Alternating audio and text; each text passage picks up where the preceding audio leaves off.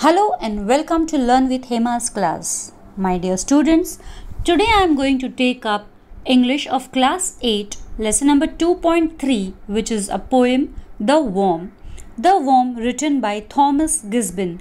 A very beautiful poem where a very strong message is given to us by this famous poet. It tells us that worms play a very important role. Worms play a very important role and that God has created them for a purpose. भगवान को उन worms को बनाने के पीछे एक मकसद है. But sometimes or unknowingly we hurt these tiny creatures. हम इन tiny creatures को अपने पैरों के नीचे क्रश कर देते हैं. जानबूझ के नहीं तो कभी कभी अनजाने में ही सही. हम पैदल चलते चलते कभी worm हमारे पैर के नीचे आ जाए पता नहीं, हम उन्हें क्रश कर देते हैं और हमारे वजह से जाने अनजाने वो बेचारे टाइनी से क्रिएचर्स हर्ट हो जाते हैं.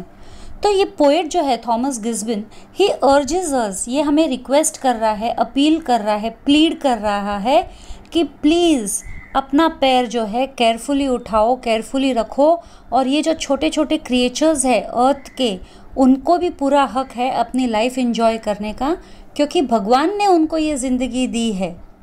जब गॉड ने उनको ये ज़िंदगी दी है तो हमें क्या हक है वो लाइफ उनकी उनसे लेने का.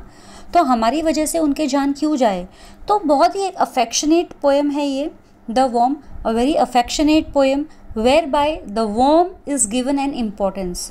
हमारे रोज़ की लाइफ में हम कभी भी इन कीड़े मकोड़ों को इतनी इम्पोर्टेंस नहीं देते हैं, लेकिन अगर रियलिटी में देखा जाए तो ये छोटे छोटे कीड़े मकोड़े जो है ये हमारे कितने हेल्प आते हैं, ये इस वार्मिंग अप एक्सरसाइज में हमें पता चलेगा.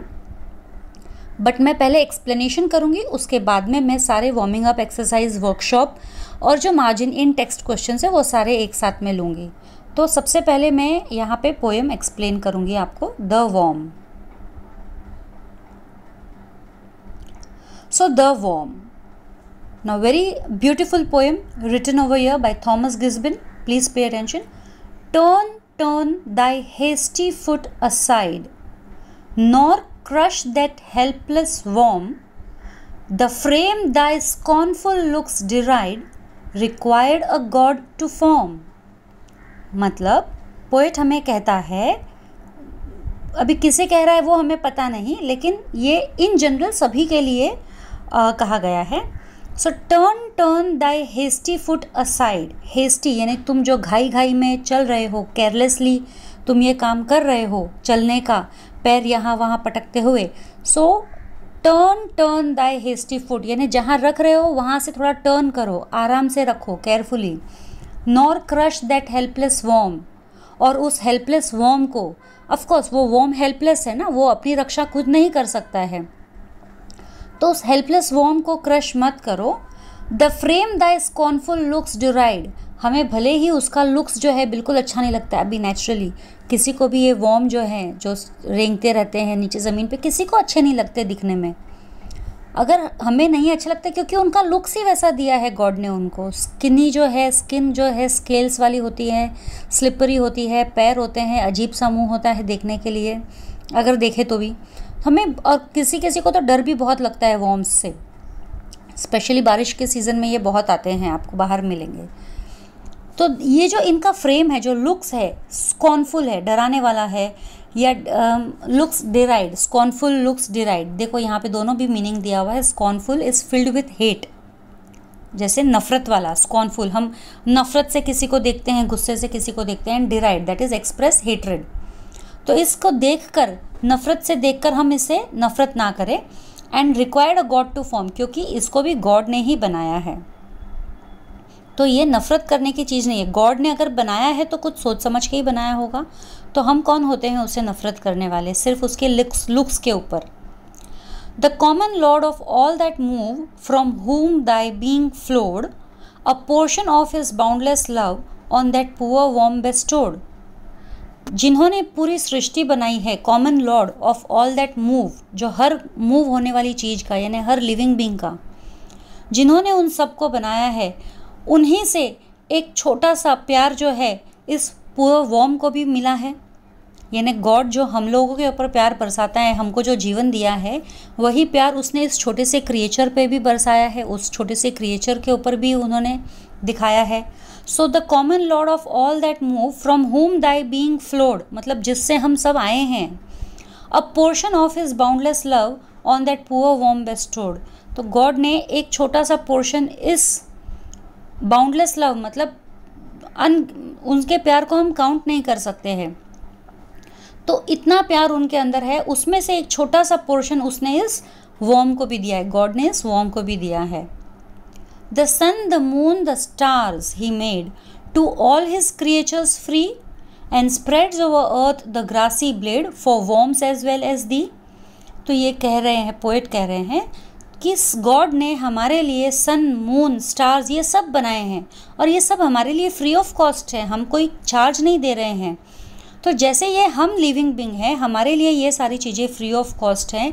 जैसे आसमान में ये चीज़ें हैं, तो धरती पर ग्रास है जो हमारे लिए बिछाई हुई है, फील्ड है, ग्रास है। तो ये जो ग्रास ब्लेड्स हैं, जैसे हमारे लिए है वैसे ही उस वॉर्म के लिए भी है, for worms as well as thee. यानी गॉड जो है सबके लिए समान रूप से चीज़ें दे रहा है धरती पे, चाहे आसमान में हो सूरज, चांद, चंदा के रूप में, सूरज के रूप में, सितारों के रूप में, और या तो फिर धरती पर हो घास के रूप में। Let them enjoy their little day, their lowly bliss received.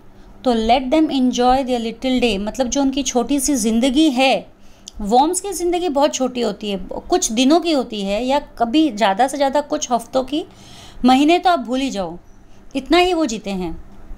Late them enjoy their little day, तो जितनी भी उनकी लाइफ है उनको जीने दो। देयर लोली ब्लिस रिसीव्ड, और इतना ही उन्होंने जो ब्लेसिंग्स है गॉड से, इतना ही मिला है उनको, उनकी लाइफ इतनी ही मिली है। Oh do not lightly take away the life thou canst not give.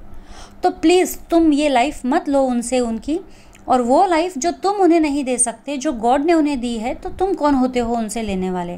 तो उनकी ये लाइफ तुम उनसे मत छीनो, क्योंकि तुमने तो उन्हें वो लाइफ नहीं दी है, तो तुम्हारा कोई हक नहीं बनता है उनसे लाइफ छीनने का। तो गॉड ने उनको ये लाइफ दी है, तो उनको जीने दो, जो भी उनकी ज़िंदगी है, जितनी भी उनकी ज़िंदगी है। तो बहुत ही सुंदर है, जितने भी जो बीइंग्स है अर्थ पे, सबके लिए प्यार बरसाया है गॉड ने, सबको जीने का पूरा हक है।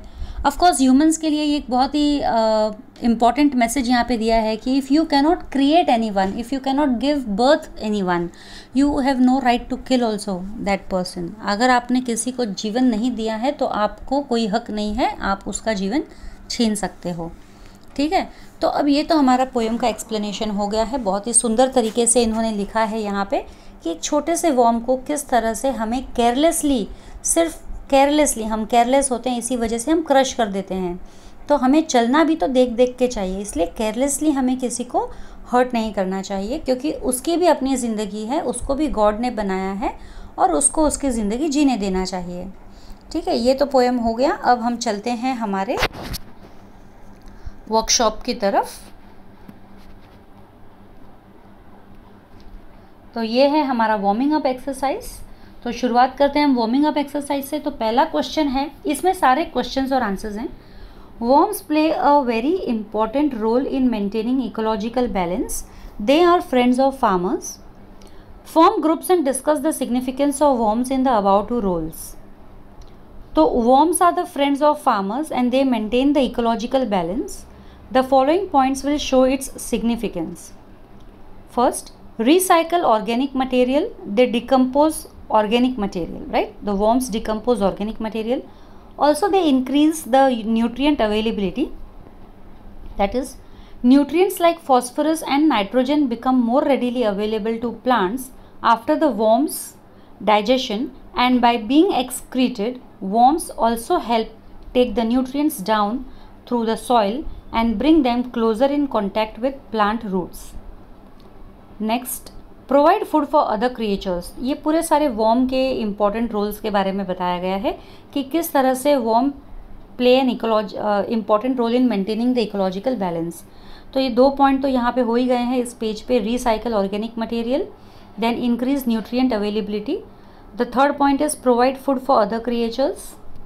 That is, like all creatures, worms are a part of the food web है ना। जैसे फूड वेब है होता है, वॉर्म्स भी एक पार्ट है फूड वेब का, वॉर्म्स भी खाए जाते हैं दूसरे लोगों द्वारा।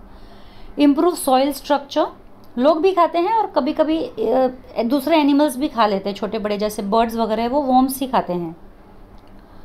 तो improve soil structure, worms open up small spaces in the soil and help them get more water and oxygen. तो ये साइंस में तो हम पढ़ते ही हैं कि किस तरह से earthworms are friends of farmers. तो बिल्कुल यही चीज़ें हैं, फ्रेंड्स ऑफ फार्मर्स मतलब जो खेती बाड़ी करने में उनको हेल्प करेंगे तो डेफिनेटली वो उनके फ्रेंड्स ही हो जाते हैं। और काफ़ी हेल्प होता है, सॉइल लूज हो जाती है जिसके कारण सॉइल की फर्टिलिटी बढ़ने में हेल्प होती है, सॉइल एरिएटेड हो जाती है। सेकेंड क्वेश्चन था हमारा वार्मिंग अप का, think and write down how the following creatures can be useful. तो ड्रैगन फ्लाई का यूज़ दिया हुआ है, how dragonfly is useful. They eat the mosquito larvae and control diseases like malaria and cholera. ये mosquito larvae जो है, mosquitoes और लार्वे को ड्रैगन फ्लाई खा लेते हैं, जिससे जो मॉस्किटोज़ और लावा मॉस्किटो के लावा से जो डिजीज़ेज होती है जैसे मलेरिया कोलेरा, ये सारी डिजीज़ेज नहीं होती है। फिर स्पाइडर क्या करते हैं, ये भी मॉस्किटोज़ ही खाते हैं and they reduce their numbers. Ants क्या करते हैं, they aerate the soil and allow oxygen and water to reach plant roots. They also take seeds into their tunnels which help them to grow new plants. They act as decomposers. Next is honeybees. They provide sources of food, that is honey, and their main contribution is in pollination. honeybees से pollination होता है काफ़ी, क्योंकि honeybees जो है plants के flowers पे बैठती है तो pollens उनके wings पे चिपक जाते हैं। फिर जब वो उड़ते हैं वापस से बैक तो जगह जगह पे ये पॉलिन्स गिर जाते हैं जिससे वो नए प्लांट वहाँ से ग्रो होते हैं। Earthworms, they are known as soil engineers and they help to maintain the ecological balance. Then little creatures in nature can also be your teachers. Think and write what we can learn from the following. तो हमको बताना है कि हम इन creature से क्या learn कर सकते हैं। सबसे पहले bees are very hard working, ये हम सभी जानते हैं। टीम वर्क है बीज में, leadership qualities of the queen bee. Then ants का नेचर बहुत ही इंडस्ट्रियस नेचर है, they keep working and preparing for hard days. Ant and the grasshopper की स्टोरी हम सभी ने सुनी है। Spiders perseverance, they never give up, है ना, they keep going on till they succeed. वो स्पाइडर और किंग की स्टोरी हमने सभी ने सुनी है कि किंग किस तरह से हार के एक गुफा में केव में छुप जाता है। फिर जब वो स्पाइडर को देखता है कंटिन्यूसली वेब बनाते हुए तो वो ठान लेता है कि हमें कोशिश करती रहनी चाहिए, हार नहीं माननी चाहिए। And then he goes and wins. Caterpillars हमें यही सिखाते हैं that we should move ahead in life through hardships and pain. The caterpillars go through the darkness of the cocoon to turn themselves into a beautiful butterfly. बहुत hardships face करने के बाद में उनको एक ब्यूटीफुल फेज मिलता है। Next question है, breeding worms to use them to convert organic waste into fertilisers is called vermiculture और वर्मीकम्पोस्टिंग। जैसे वॉर्म्स को पालना एक्चुअली ये ऑर्गेनिक वेस्ट को फर्टिलाइज़र में कन्वर्ट करने के लिए काम आता है और इसे हम वर्मीकल्चर या वर्मीकम्पोस्टिंग कहते हैं, जो साइंस में आप इसके बारे में पढ़ोगे। तो इसके बारे में हमें और ज़्यादा जानकारी चाहिए तो थोड़ा सा कुछ यहाँ पे आंसर फॉर्मेट में दिया हुआ है। What is vermiculture? Vermiculture is the process of using various species of worms like white worms and earthworms to create a mixture of decomposing vegetables or food waste, bedding materials and vermicompost and vermicompost. To make the same in our garden, make a worm habitat, spread some newspaper for bedding in a bin with water, sprinkle scoop of dirt on the top of the bedding, put an even layer of food scraps on top of the bedding, close the lid and wait for 2 or 3 weeks। ये कैसे हम vermi compost घर में बनाते हैं ये उसका बताया गया है। अब ये हमारा वर्कशॉप आ गया है। Read the poem aloud and you will find some old outdated words. जिस पोएम में हमें थोड़े से ओल्ड और आउटडेटेड वर्ड्स दिखे हैं, ओल्ड वर्ड्स जो पहले इंग्लिश लैंग्वेज में पहले उन वर्ड्स की चलन होती थी, पहले यूज़ किया जाता था बट अब नहीं यूज़ किया जाता है क्योंकि अब मॉडर्न इंग्लिश जैसे हम कहते हैं काफ़ी नए वर्ड्स आ गए हैं।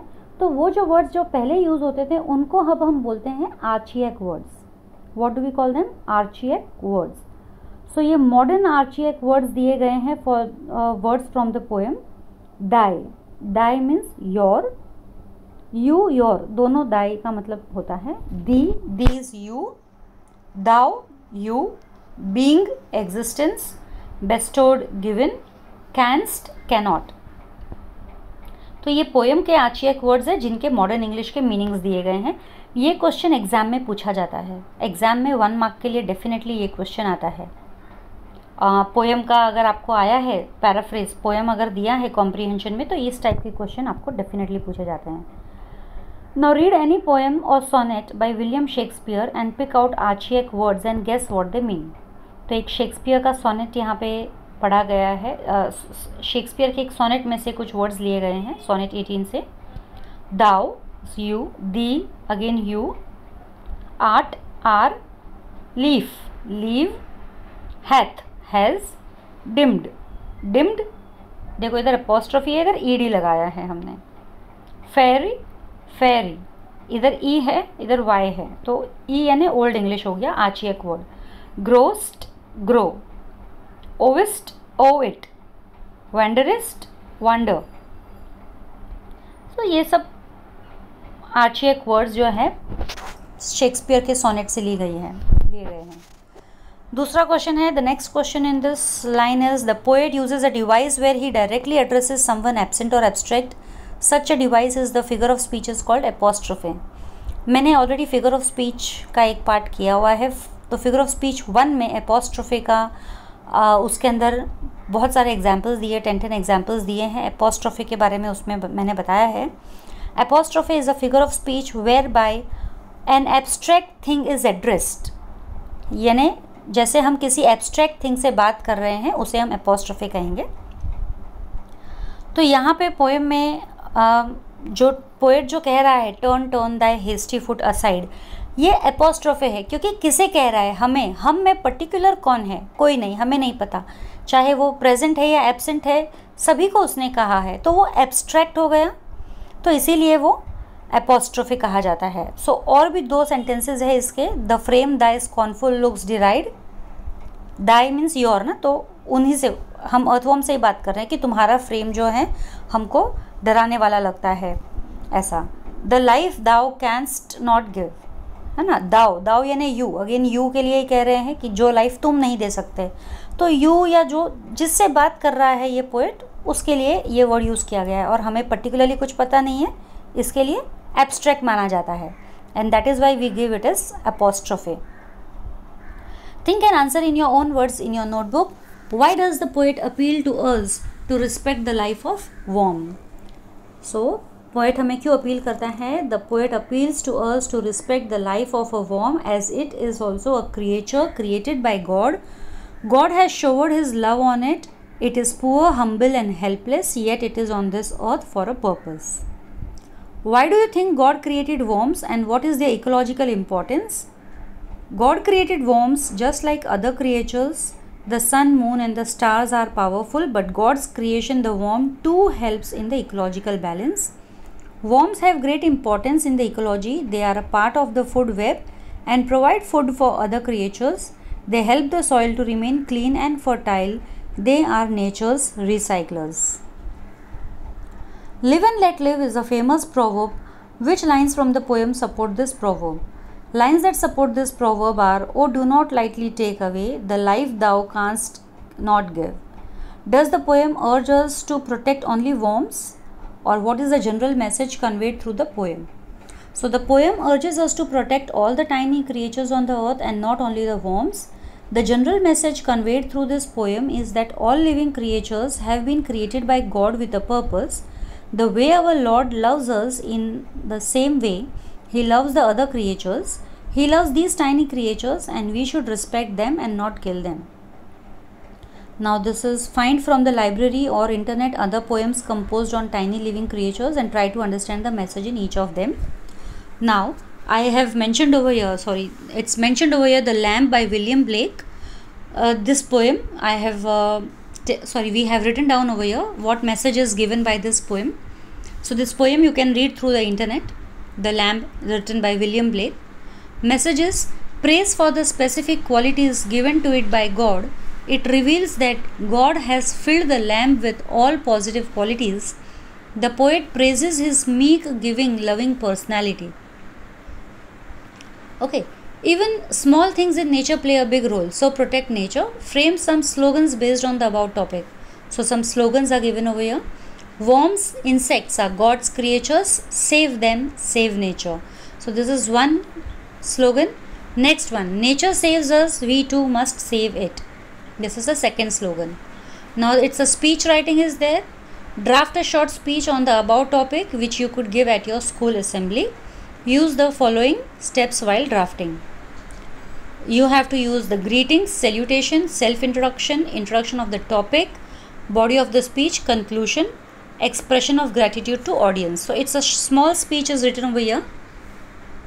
Good morning, respected principal sir, madam, respected teachers and my dear friends. I, Raj of class 10, am here to give a speech on nature, how every small little things plays a big role. Now you can use your name also or any other name. Our nature has been protecting and satisfying us in all aspects, but what are we doing to protect it? We have been and still are playing with the lives of the creatures of God. Still many of us are not aware of the hazards we may face due to the extinction of the small tiny creatures on earth. The environment is a natural world in which plants, human beings, animals live. Each component is an important part of the ecological balance. A balanced ecosystem will provide a healthy and peaceful life for all of us. I request all of you to respect the creatures on this planet, whether big or small. To conclude, I would like to say we are the future and we must take the responsibility to save nature. Thank you. Now this is a very short speech written. It's not a big speech, but speeches are normally a little big. But just to write for the sake of writing and including all the points which were asked over here, I have just written down this. Now the paraphrase is also asked in this, so I am going to read it out fast. The worm. In the first stanza, the poet says that we don't care about the tiny worms.